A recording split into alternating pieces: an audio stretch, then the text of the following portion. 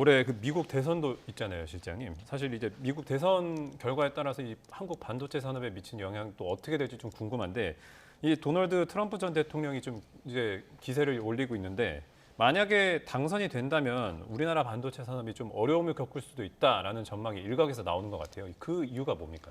어, 이제 누가 될지는 아직은 모르는데 이제 트럼프가 만약 대통령이 됐을 때 저는 개인적으로 반도체 산업엔 별 영향이 없습니다. 그러니까 우리가 트럼프하고 반도체 산업을 이제 연관지어서 생각할 때 좀 안 좋은 이미지가 각인된 건 뭐냐면 옛날에 이제 트럼프 행정부 후반기쯤에 중국 화웨이에 대한 제재가 들어갔었는데, 그러니까 화웨이가 이제 뭐 반도체 기업은 아니고 이제 IT 기업인데 거기다가 반도체 수출하지 말아라. 예. 예. 그래서 뭐 우리 기업들이 이제 수출이 좀 막히고 그랬잖아요. 그렇죠. 이제 그런 것 때문에 좀 반도체 산업에 대해서 어려움을 겪었는데, 우리 반도체 산업 자체를 트럼프 대통령이 뭔가 제약을 두고 이뤘던 건 아닌 것 같아요. 그러니까 그리고 특히 이제 최근에 좀 주목할 만한 발언인데, 뭐 이 사람이 워낙 좀 실업 얘기도 많이 하고 뭐 자충우돌 하긴 하지만 대만에 대해서 얘기할 때 예. 예. 대만의 반도체 기업이 미국의 반도체 기업이 가져갈 몫을 뺏어갔다 이렇게 표현했거든요. 물론 이제 중국과 대만 간의 양안 관계에서 바이든이 적극적으로 개입하는 거에 대한 어떤 정치적인 반대쪽에 서고자 하는 국제 정치적인 그런 이제 동기도 작용을 했겠지만, 대만 반도체 기업에 대해서는 좀 부정적인 표현을, 특히 TSMC겠죠. 예. 그럼 상대적으로 우리 기업들은 뭔가 좀 이득을 볼 수 있는 게 아닌가 하는 그런 생각도 들고, 그래서 반도체 산업과 트럼프의 대선 당선을 너무 연관지을 필요는 없을 것 같다. 저는 오히려 이제 뭐 나중에 말할 기회가 있겠지만 우리 이제 자동차 산업이 아주 재앙에 가까운 그런 모습을 가질 거로 생각이 됩니다. 예.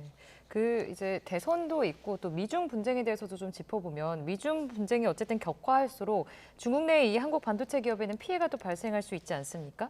이럴 경우에 좀 어떻게 해야 되는지 해결 방안이나 좀 어떻게 보고 계십니까? 이제 반도체 지원법에 뭐 이런 여러 가지 최근에 또 미국의 어떤 반도체 민간 협회에서 요구하는 게 뭐냐면, 예. 미국하고 우리나라의 어떤 미국 정부가 중국에 대한 제재 역차별을 받고 있다고, 미국 기업들이. 그래서 쉽게 말씀드리면 우리 기업들이 이제 그 미국으로 반도체 장비가 들어가는데 중국으로 예. 중국 공장이 있잖아요.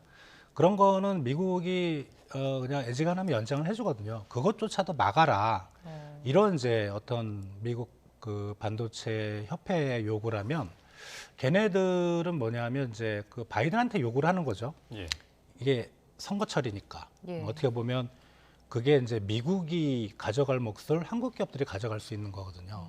근데 그런 걸 생각할 때 바이든도 그런 요구들을 좀 무시하긴 좀 어렵고, 이제 그런 쪽에서 보면 아무래도 트럼프도 이제 그런 쪽을 좀 생각할 수 있고, 아까 반도체 산업과 트럼프를 연관짓는 건 좀 아니라고 말씀드렸는데, 이게 만약에 뭐 선거 기간 중에 뭐 지지율이 거의 박빙이다. 그럼 무차별적으로 폭격할 수도 있어요. 미국 외 다른 기업들에 대해서. 이제 그런 부분은 상당히 좀 우려가 됩니다. 네. 알겠습니다.